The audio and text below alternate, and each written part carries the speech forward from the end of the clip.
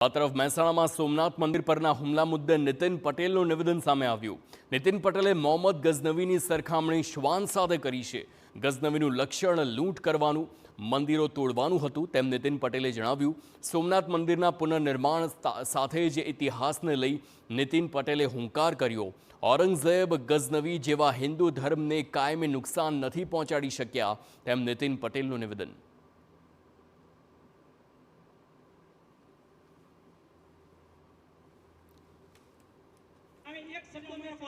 આ મોહમ્મદ ગઝની વારંવાર ભગવાન સોમનાથના મંદિર ઉપર હુમલો કરીને લૂંટી જતો હતો અને બીજું એનામાં એક અપલક્ષણ હતું કે લૂંટ તો કરે પણ મંદિરોને પણ એ તોડી નાખતો હતો।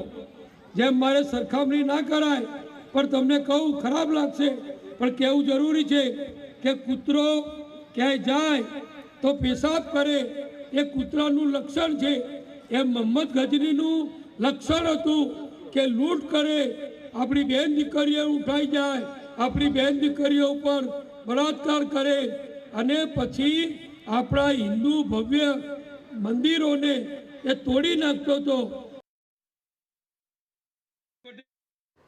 કડી શહેરમાં યોજાયેલા 72 ચુવાડ કડવા પાટીદાર પ્રગતિ મંડળના સ્નેહ મિલનમાં નીતિન પટેલે આ નિવેદન આપ્યું। સાથે જ નીતિન પટેલે લોકોને અપીલ કરતા કહ્યું કે જો આપણે ભૂતકાળને ભૂલી જઈશું તો આવનારો સમય અને પ્રજા આપણને માફ નહીં કરે।